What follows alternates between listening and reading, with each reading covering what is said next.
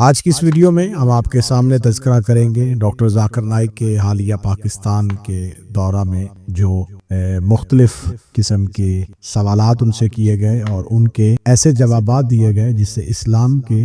حقیقی چہرے کی عکاسی تو نہیں ہو سکی لیکن کم از کم ان کی ذہنیت کی عکاسی۔ خداوند متعال قرآن مجید میں ارشاد فرماتا ہے فَاسْأَلُوا أَهْلَ الذِّكْرِ إِن كُنتُمْ لَا تَعْلَمُونَ، سوال کرو اہل ذکر سے اگر تم نہیں جانتے۔ حکم پروردگار ہے سوال کرنا، یہ اللہ کا حکم ہے کہ سوال کیا جائے، لیکن سوال جاہل سے نہیں کیا جائے، سوال اس سے کیا جائے جو اہل ذکر ہیں۔ جاننا علم ہے اور نہ جاننا جہالت ہے، جہالت اندھیرا ہے اور علم نور ہے۔ خداوند متعال نے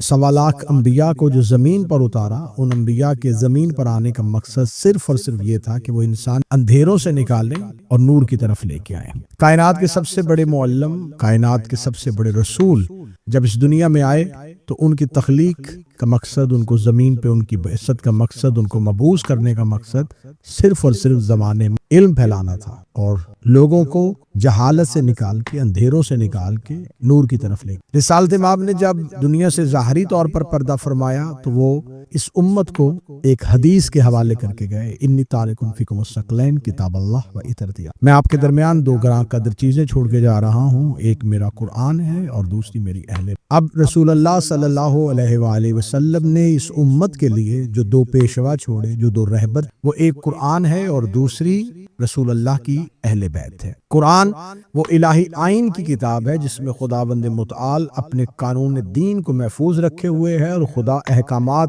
سامنے ظاہر کرتا ہے، لیکن ان احکامات کی تشریح، ان احکامات کی تفسیر صرف اور صرف اہل بیت ہی کی زبان سے ہو سکتی ہے اور اہل بیت ہی بیان کر سکتے ہیں کہ قرآن اس میں کیا کہنا چاہ رہا ہے۔ قرآن صرف اشارہ دیتا ہے، اہل بیت اس کی وضاحت کرتے ہیں۔ قرآن صرف حکم دیتا ہے اور اہل بیت اس حکم کو نافذ کرتے ہیں۔ قرآن ایک احکام کی طرف رجوع کرنے کا حکم دیتا ہے اور اس احکام کے اندر چھپے ہوئے کیا الہی راز ہیں اور اس کی تشریحات کیا ہے وہ اہل بیت بتائیں گے۔ اب اس کا مطلب ہے کہ اگر آج کسی نے اسلام کے بارے میں جاننا ہے تو اس کے سامنے 2 چیزیں ہونی چاہیے، یا قرآن ہوگا یا اہل بیت ہوگا۔ قرآن سے نکلے چیز اسے آیت کہتے ہیں اور جو اہل بیت اپنی زبان سے ارشاد فرمائیں اسے حدیث اہل بیت کہتے ہیں۔ اب ہمارے مکتب مذہب آل محمد علیہ السلام کا یہی وتیرہ ہے کہ ہم یا قرآن کی طرف رجوع کریں گے اور قرآن کے اس معنی کو اہل بیت کے فرامین سے تلاش کریں گے اور اہل بیت ہی ہمیں اللہ کے کلام کی تشریح بیان کر کے بتائیں گے۔ اب اس وقت جو موصوف پاکستان کے دورے پہ ہیں وہ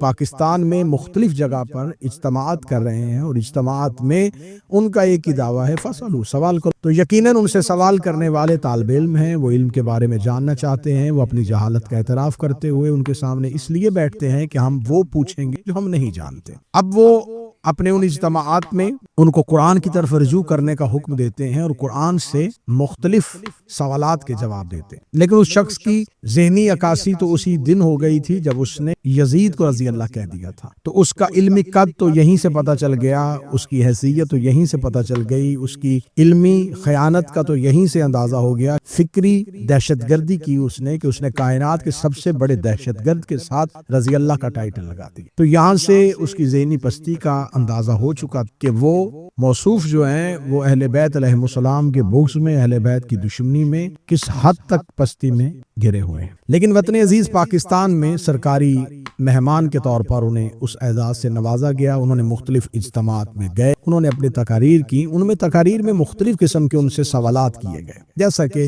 ایک خاتون نے بھرے مجمع میں ان سے سوال کیا اور اس خاتون نے اتنے مردوں کے ہجوم میں پاکستان کے اسلامی معاشرے کے اندر ایک ایسی برائی کا عورت ہو کے تذکرہ کیا جس کا تذکرہ یقیناً ایک اتنے بڑے اجتماع میں کسی مرد کے لیے کرنا بھی مشکل تھا، لیکن اس عورت امر بالمعروف اور نہی عن المنکر کے اس اصول کو سامنے رکھتے ہوئے اسلام کی فلاحی ریاست کے اندر اپنے علاقے میں موجود اس نے تعارف کروایا کہ میرا تعلق جو ہے وہ ایک ایسے قبیلے سے ہے، میرے اس قبیلے میں، میرے اس علاقہ میں یقیناً ظاہری طور پر تو مسلمان موجود ہیں جو اسلام کو اپنے اوپر ظاہری طور پہ نافذ کرنے کا دعویٰ تو کرتے ہیں اور عورتوں کو پردے میں رکھا جاتا ہے، لیکن وہاں پر ایک ایسی برائی جو بچوں سے جنسی زیادتی کی طرف ہے، جسے پیڈوفائل کہتے ہیں، اس کے مختلف قسم کے کیسز ہیں، اس کے مختلف قسم کے واقعات ہیں۔ تو موصوف کو اس عورت کی بہادری کو داد دینی چاہیے تھی، اس کی جرت کو داد دینی چاہیے تھی، ایک معاشرے کی ایک برائی کا طرف اشارہ کیا، توجہ مبذول کروائی، لیکن شاید وہ اخلاق سے عاری شخص یہ بھی نہ کر سکا کہ اس عورت سے بات کرنے کا اسلام میں کیا حکم ہے۔ یہ یتیم بچیوں کو ایوارڈ دینے سے تو اس لیے گریزاں ہے کہ یتیم بچیاں کیونکہ بالغ ہیں اور بالغ کے احکامات ہیں، تو نامحرم کے احکامات کے تحت وہ ان کو ایوارڈ نہیں دے سکتے، جبکہ انہوں نے شاید قرآن میں یتیموں کے حقوق نہیں پڑھے۔ جہاں خدا نے نامحرم کے لیے احکامات رکھے ہیں، تو وہاں خدا نے تو اسلام میں قرآن میں لونڈیوں اور کنیزوں کے لیے بھی احکامات رکھے ہوئے ہیں۔ خدا نے تو ان کے تحفظات کا بھی خیال رکھا ہوا ہے۔ یتیموں کے لیے تو اللہ بار بار حکم دے رہا ہے کہ یتیموں کے ساتھ حسن سلوک سے پیش آؤ، بار بار قرآن اس کی طرف اشارہ کر رہا ہے۔ مسند احمد میں رسول اللہ کی وہ حدیث آج بھی موجود ہے کہ رسول اللہ نے فرمایا جو کسی یتیم کو پالے وہ میرے ساتھ بہشت میں ایسے ہوگا جیسے میرے ہاتھ کی 2 انگلیاں۔ پھر ایک جگہ پر حدیث ایسے نقل ہوئی اہل سنت کے یہاں کہ رسول اللہ نے فرمایا جو کسی یتیم کے سر پہ ہاتھ پھیرے تو اس ہاتھ کے نیچے جتنے بال ہوں گے اتنے ہی اس کے گناہ معاف کر دیے جائیں گے۔ یہ تمام حدیث جو برادران اہل سنت کی کتابوں میں لکھی ہیں وہ یتیموں کے حق کے بارے میں ہے۔ تو ایک طرف تو وہ صاحب جو ہیں وہ یتیموں کو دعا اور ایوارڈ دینے سے بھی اجتناب کرتے ہیں، جبکہ دوسری طرف ان کا چہرہ یہ ہے، ان کی دوہری پالیسی یہ ہے کہ وہ ایک خاتون اینکر کے سامنے اپنے ننگے ٹخنوں کے ساتھ مسکراتے ہوئے چہرے کے ساتھ جواب بھی دے رہے ہیں، کیونکہ اس میں ان کو فیم مل رہا ہے۔ شاید وہ یتیم بچیاں ان کے لیے وہ سب کچھ نہ کر سکتی جو ان کی بات پہنچانے کے لیے ایک خاتون اینکر کر رہی ہے۔ لیکن اب جب ایک بھرے مجمع میں خاتون اٹھتی ہے اور وہ اٹھ کے سوال کرتی ہے تو اس کی جرت کو، اس کی بہادری کو داد دینے کی بجائے وہ سریعام اس عورت کی تذلیل کرنی شروع کر دیتے ہیں، اور بار بار وہ عورت اعتراف کرتی ہے کہ شاید مجھے اپنا سوال پہنچانے میں غلطی ہوئی ہے، میرا سوال کرنے کا مقصد یہ ہے، اور وہ اس سے معافی کا مطالبہ کر رہے ہیں، جبکہ وہ یہ نہیں جانتے کہ پاکستان میں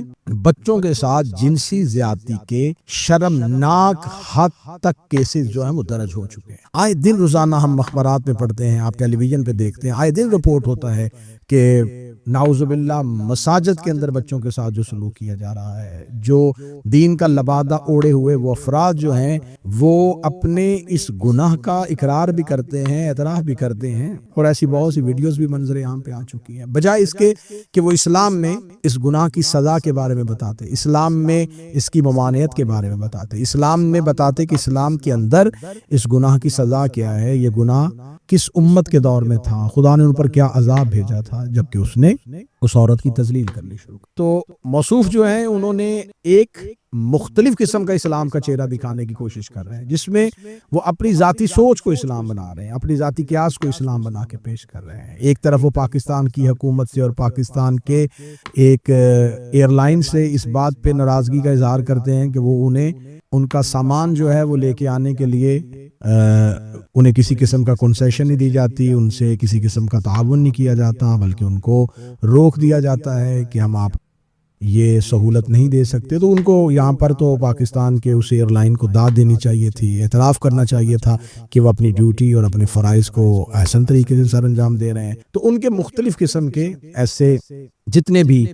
چیزیں جو سامنے آ رہی ہیں، اس ویڈیو میں مجھے ان کی اس کی شخصیت کو تنقید کا نشانہ اس لیے نہیں بنانا کہ میں پہلے کہتا ہوں کہ تنقید اس پہ کی جاتی ہے جو شخصیت ہو، جس کے ہاں ہیرو جو ہے وہ یزید ہو، اس کے بارے میں کیا بات کی جا سکتی ہے، اس پہ کیا اس پہ اور کیا اعتراض کیا جا سکتا ہے کہ جس کے ہاں